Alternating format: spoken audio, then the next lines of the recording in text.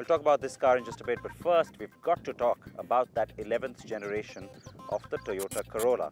Now, since the last gen, it's been called the Corolla Altis here in India. That car failed to inspire in terms of being able to excite the market, do anything that was really different or revolutionary. But of course, it did decently well in terms of sales. So will the new car be able to also fire up the imagination of the consumer? Bala spent some time with the car. Here are all the details.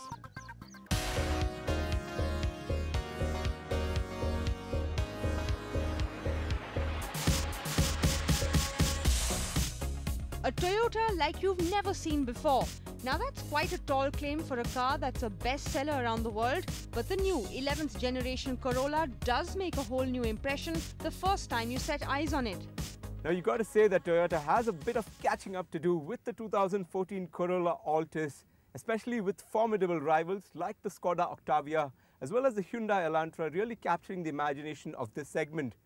Also in this segment, you got to kind of not just impress buyers with a new design, but also really offer something a bit extra that will really get customers talking. But it could have done way more, really. Unlike the previous generation model, which borrowed heavily from older versions, Toyota has gone the extra mile to give the new Corolla a sportier and more premium image. The sportiness is accentuated by strong lines, swept-back headlamps and a longer wheelbase.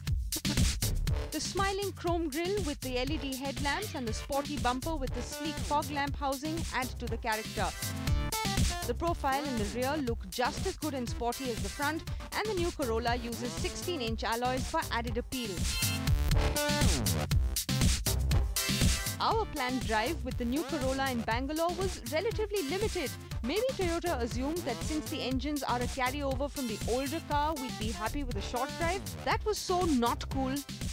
Now Toyota has carried forward the 1.8-litre petrol engine from the outgoing model.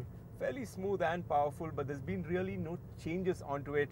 But where there's been some minor tweaks is in the 7-speed gearbox, which is now fairly smooth and refined, and Toyota claims that it's much more fuel efficient now. Also, the steering is fairly quick and responsive, and interestingly also has paddle shifters, which makes the overall ride a little bit more fun. But pushing the car hard isn't such a great idea because you can feel and hear the engine groan and grumble, and that's even on long straight stretches. But the automatic does cut smoothly through city traffic, and the CVT seems to squeeze out better power delivery when cruising on the highway. Now the diesel. Now the 1.4-litre diesel engine really doesn't do too much to impress. It is underpowered, a bit noisy, and you really have to work on the 6-speed manual to get more power and especially downshift quite a bit. But unlike the outgoing model, Toyota probably realizes this is probably the biggest weakness that it has in the current portfolio. So it's packed all the goodies that you get on the top-end variant into the diesel variant so that customers have little to complain about. But the new Corolla feels more confident to drive from the previous generation with a more responsive electric power steering. The handling feels better too. The suspension setup works well, with the car handling the poor roads in the city and not flinching at high speeds or sharp turns. But the overall drive dynamics still fall short of, say, that Octavia or even the Fluence.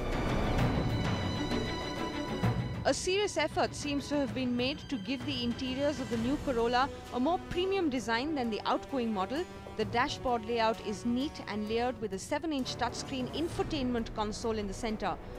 On a sunny day, the screen is plagued with too much reflection, and it especially hampers the display output from the rear camera. The rectangular air vents are well placed with the digital clock in the middle. The steering mounted controls look a bit dated, but they're easy to use. The instrument cluster is neat and bright with a digital display in between the dials. The overall fit and finish are a big improvement, but Toyota probably could have done more to outdo the Octavia and the Elantra. Now the rear seat of the new Corolla Altis is a really nice place to be in, not just because of the leather seats, which are nice, firm and comfortable, but also because of the overall space factor having gone up. That's largely due to the overall wheelbase having gone up by about 100 millimeters. That means the knee room is much better inside this cabin. Also, you get extra goodies sitting in the rear seat like the reading lights in the rear seat, as well as these seats which can be reclined for extra comfort. That is a segment first, folks, and backseat owners would appreciate that. Driver and passenger airbags come standard across variants, but the ABS with electronic brake force distribution and brake assist comes only on the diesel variants and the top-end petrol variant. Diesel variants now get all the features available on the top-end petrol variant to justify the price difference.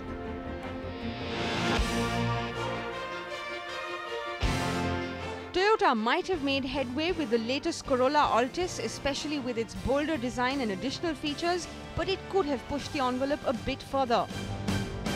The car has been launched in 5 petrol and 4 diesel variants, and prices range between 12 lakh rupees and 17 lakh rupees for the petrol models and between 13 lakh rupees and 17 lakh rupees for the diesel variants.